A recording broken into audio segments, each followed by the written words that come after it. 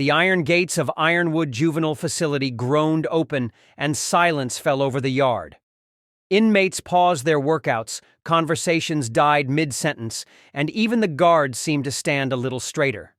A boy, no older than 16, stepped through the entrance, his wrists cuffed, his expression cold and unreadable.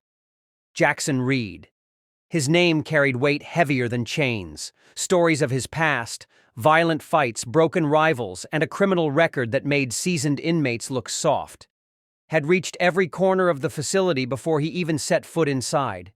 Yet, it wasn't just his reputation that made people uneasy.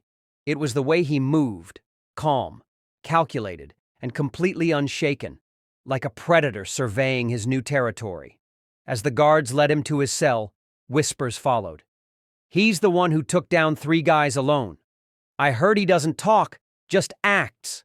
Bet he won't last a week with Trey's crew." Trey, the self-proclaimed king of Ironwood. If there was anyone who ran things behind these bars, it was him, and he didn't take kindly to new legends stepping into his spotlight.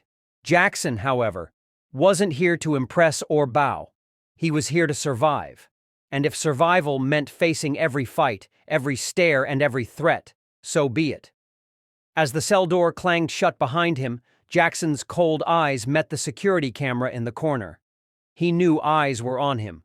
Guards, inmates, and the world beyond. They wanted a show, but what they would get was a legend. The tension in the yard was thick. Inmates gathered around a brewing conflict. 2 boys cornered by Trey's gang, their faces pale with fear. The guards watched from a distance but didn't intervene. At Ironwood, fights were part of the ecosystem. Suddenly, a figure emerged from the shadows, Jackson Reed, his eyes, cold and sharp, locked onto the scene. Whispers rippled through the crowd. "Is he gonna watch or step in?" Without a word, Jackson moved. He crossed the yard with a predator's grace and planted himself between the victims and their attackers. "Back off," he said, his voice low but carrying weight. Trey's enforcer, a towering brute named Cole, smirked. "Who's this? The new kid playing hero?" Cole swung first, a heavy punch aimed straight at Jackson's face. But Jackson was faster. He ducked, seized Cole's arm, and twisted it behind his back. With a single, brutal sweep of his leg, Cole crashed to the ground, groaning in pain. The yard erupted. Some cheering, others stunned into silence. But what no one knew was that the entire fight had been captured by a security camera mounted high above the yard. Hours later, that footage, raw and unfiltered, found its way outside the prison walls. It hit social media, spreading like wildfire. Who is this kid? Is he a monster or a hero?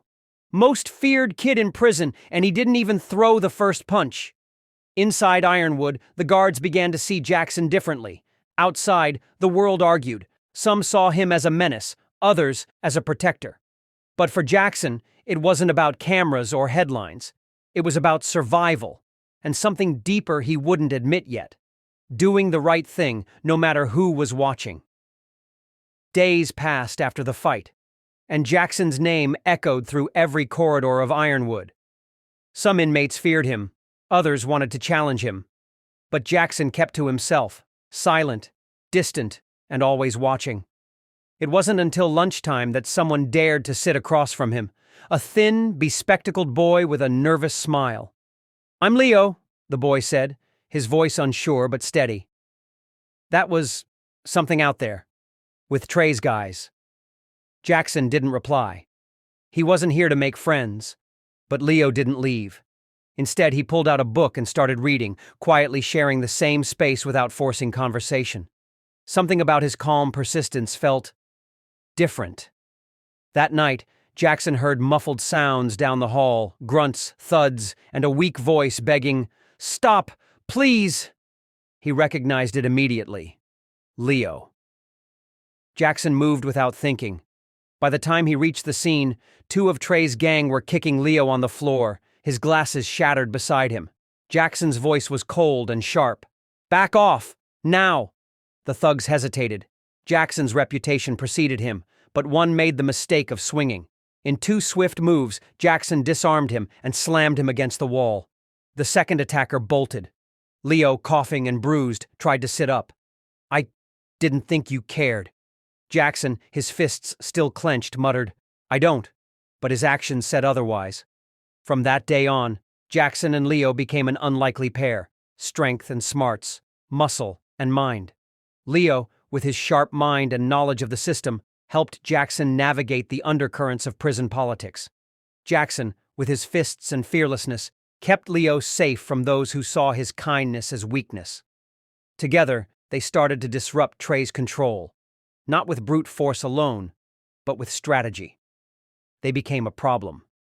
And Trey didn't like problems. Tension in Ironwood reached a breaking point. Trey's power was slipping, and everyone knew why: Jackson and Leo. The duo had become a symbol of resistance, protecting the weak and challenging Trey's authority without bending to his rules.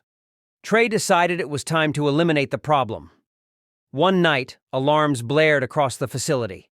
Guards rushed to the main corridor where they found a guard's keys missing and the gate to the outer block tampered with, a clear attempt at escape. And standing near the scene, Jackson Reed. Before Jackson could speak, he was tackled to the ground. "Looks like the legend thought he could break out," a guard sneered. Jackson's eyes flashed with fury. "I didn't do this." But no one listened. Witnesses, Trey's boys, claimed they saw Jackson near the control room moments before the alarm. It was a setup.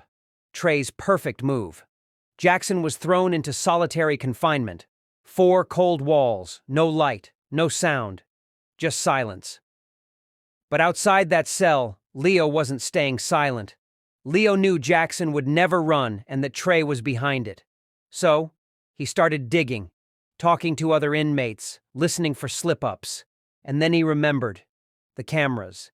He begged the warden to review the security footage. At first, the warden refused. "Why should I believe you?" But the viral video of Jackson's first fight had already sparked public attention. Pressure was mounting. Finally, the warden relented. The footage told the truth. Jackson was never near the control room. But it showed something else: Trey passing the stolen keys to one of his crew. The evidence was undeniable.